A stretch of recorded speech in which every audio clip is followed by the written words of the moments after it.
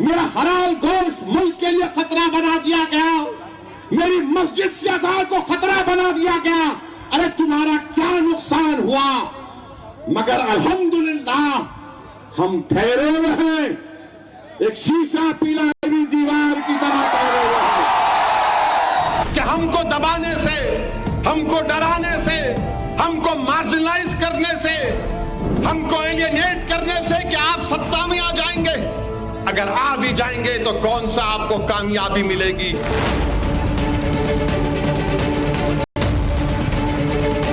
मिस्र की मस्जिद में प्रधानमंत्री नरेंद्र मोदी की तस्वीर देखकर असदुद्दीन ओवैसी बेचैन हैं।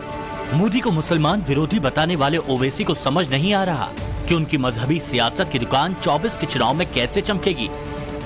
कोई सियासी पार्टी नहीं चाहती कि भारत के मुसलमानों की, दलितों की, आदिवासियों की एक सियासी क़यादत बने।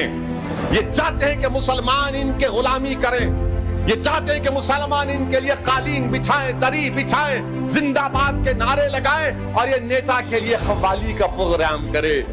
लंदन से पढ़े लिखे ओवैसी लोकसभा चुनाव की नेट प्रैक्टिस कर रहे हैं। हैदराबाद से बाहर निकलकर सियासी सेक्युलरिज्म पर खूब लेक्चर दे रहे हैं। मगर उन्हीं ओवैसी का सेक्युलरिज्म क्या है, ये भी देखना जरूरी है। तीसरी बात यह है, महाराष्ट्र की बुल्डाना में ओवैसी जब भाषण दे रहे थे तब औरंगजेब अमर रहे जैसे नारे लगाए जाने लगे।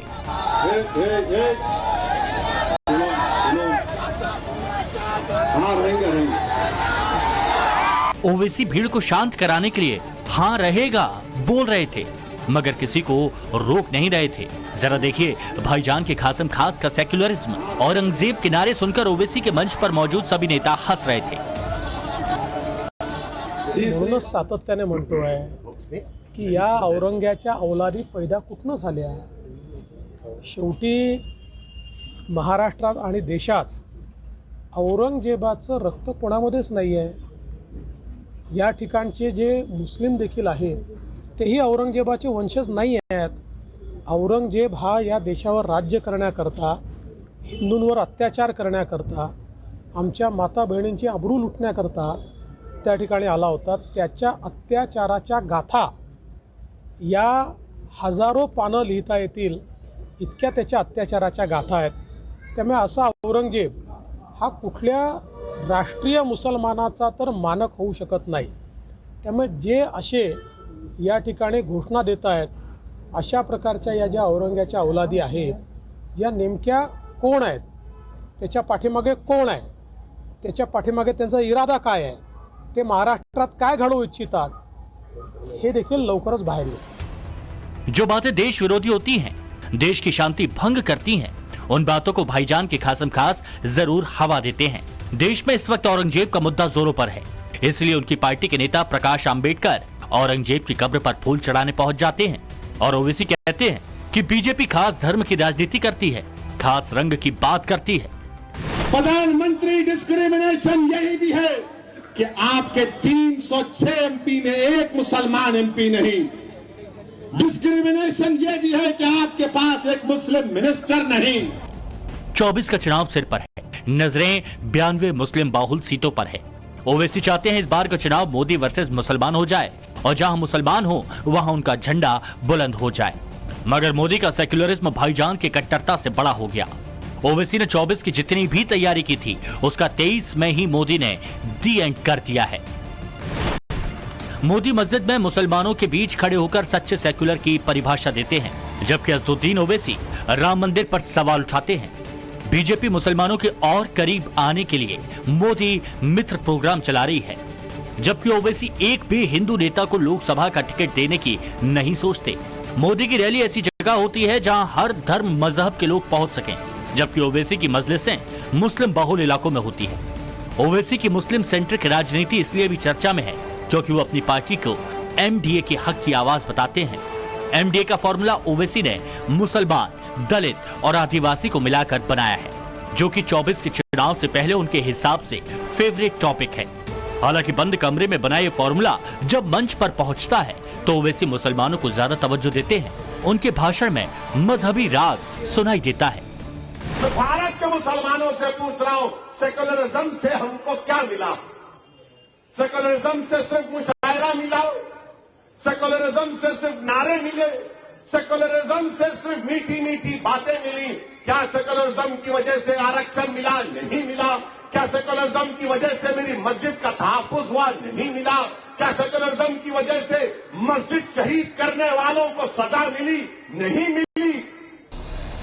2024 के चुनाव में ओवैसी की हालत अकेला चना भाड़ नहीं फोड़ सकता जैसी हो गई है। मोदी विरोध में ना तो भाईजान को मुसलमानों का मिला साथ और ना ही विपक्ष ने उन्हें अपने साथ लिया। कर्नाटक में ओवैसी की पार्टी ने 2 सीटों पर चुनाव लड़ा जिनकी जमानत जब्त हो गई। यूपी के मेयर चुनाव में AIMIM ने 9 उम्मीदवार उतारे जिसमें से 8 की जमानत जब्त हो गई थी। आंकड़े कहते हैं कि देश को सेक्युलर पार्टी की जरूरत बताने वाले ओवैसी इक्का दुक्का मौकों को छोड़ दें तो हर बार मुस्लिम प्रत्याशियों पर ही दाव लगाते हैं।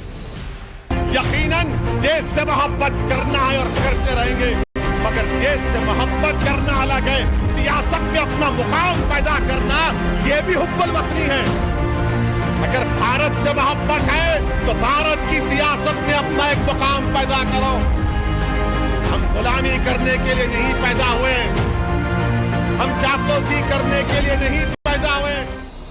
ओवैसी हर बार ये बताने की कोशिश करते हैं कि उनकी लड़ाई अगर किसी से है तो वो नरेंद्र मोदी है।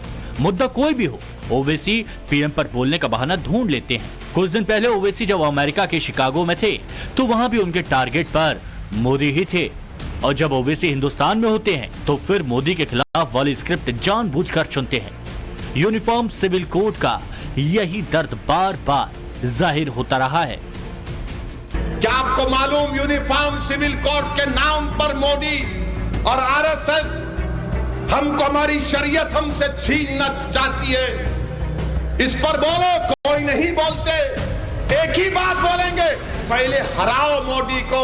अरे तुम बोलो तो सही, मेरे वजूद का इकरार तो करो।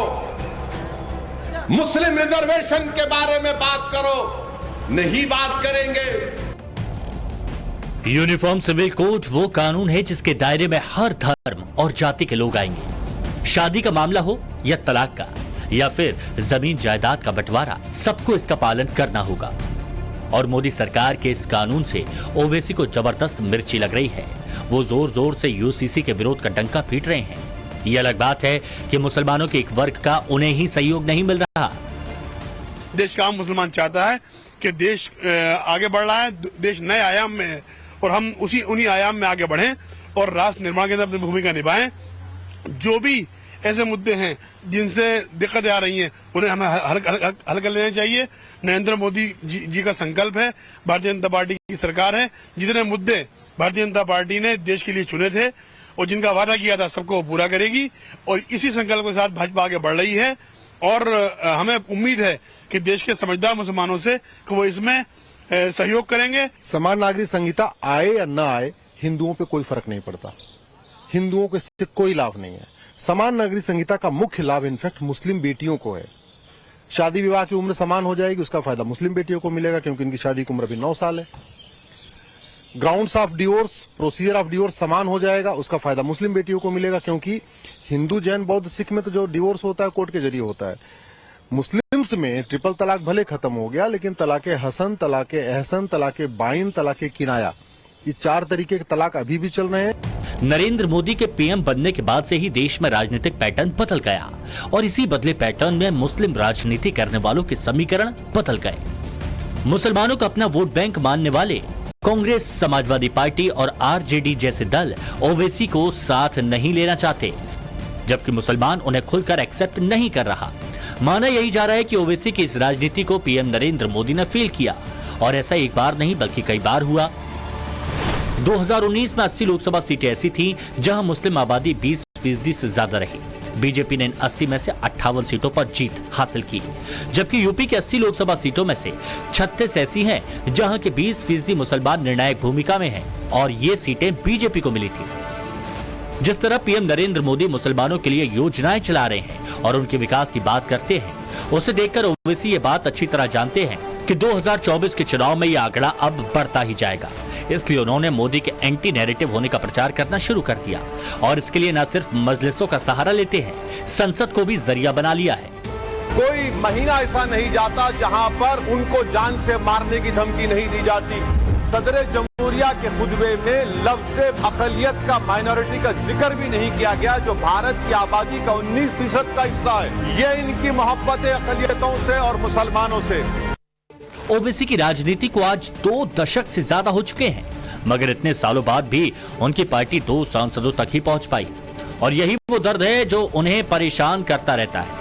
ओवैसी को इस दर्द का फिलहाल इलाज भी नहीं दिख रहा, क्योंकि मोदी के होते हुए उनके लिए चुनौती बहुत असंभव है। सभी के बीच आना मेरे लिए परिवार में आने जैसा होता है।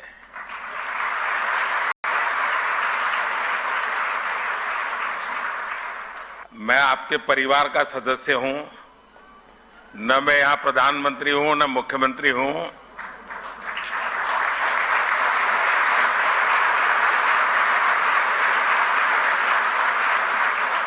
और शायद मुझे जो सौभाग्य मिला है वो बहुत कम लोगों को मिला है।